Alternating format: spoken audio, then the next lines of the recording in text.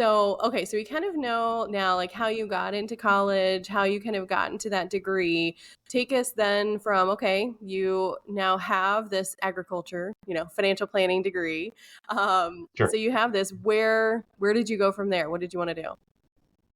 Yeah, so I actually before I graduated, I went on a road trip with my best friend at the time, and we went literally all across the country. So we took the southern route. Gosh, I don't remember what interstate that is, but we left Virginia Tech and went all the way out to California.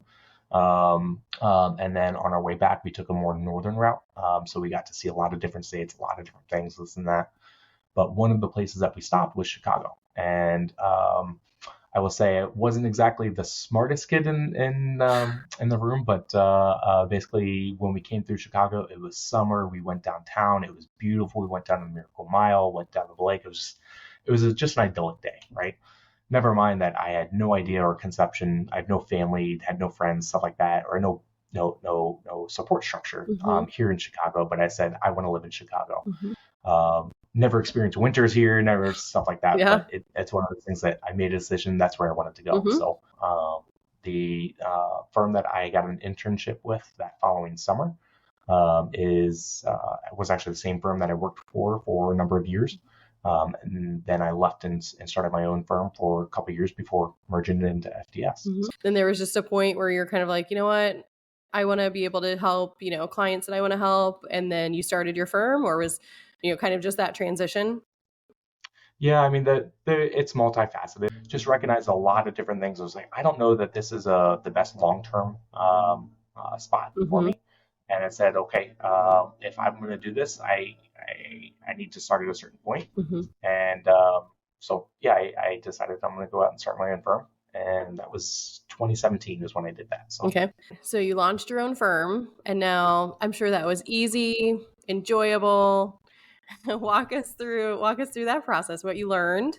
yeah, I learned a lot of things that I love doing and a lot of things I really don't like doing. But some of the things that I've just loved doing is how can I just save clicks and keystrokes, right? So how can I either whether it's writing scripts, like learning how to code. I had a little bit of experience at my first firm, but just expanded that tremendously when I started my own firm. It was called Presence Financial. But one of the things I realized I absolutely did not like doing was the whole marketing side. For me, it's one of those things that I like to go deeper in Mm-hmm. terms of learning more about folks Yeah. because it's really important to me from a values perspective, understanding what is their core value, like Mm-hmm. what is their why. Yep.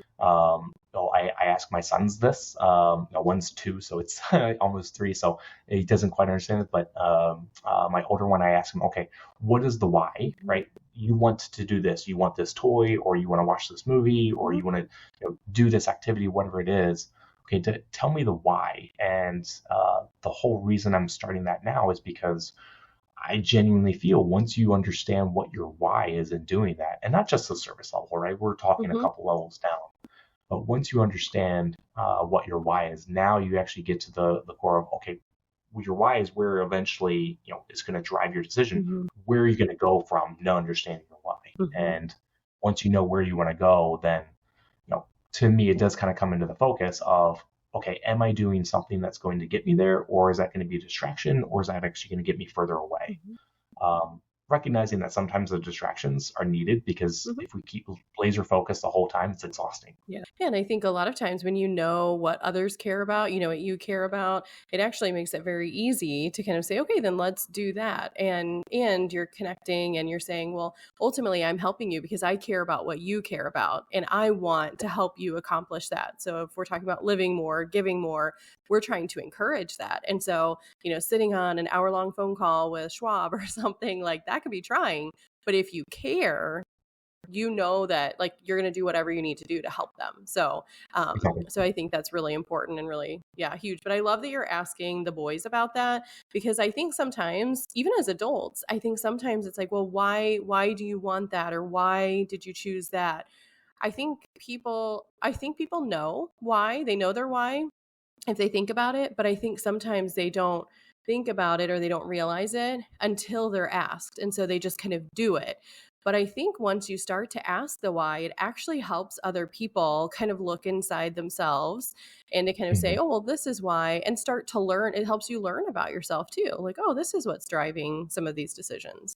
Yeah, I mean, one of the best examples I think of kind of asking why and digging deeper and learning more about people is I also serve through our church through our youth group. Hmm. Um, it's called just Chapel Students, but I'm able to just kind of come alongside a lot of the high school boys and just Hmm. okay, what's going on in life? Hmm. What do you want to bounce questions off? How can help develop your faith and stuff like that?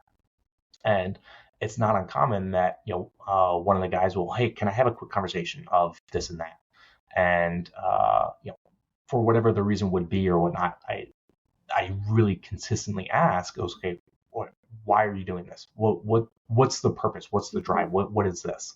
And I've boiled it down to literally asking, okay, what is your why in this? Hmm. And it's kind of like an inside joke because they know anytime that they're gonna pull me aside or whatnot, one of the first questions I would ask, okay, what's your why? Hmm. You said that you want to go on this band trip and you want to do this as opposed to this and this. What's your why? What's the driving aspect behind that?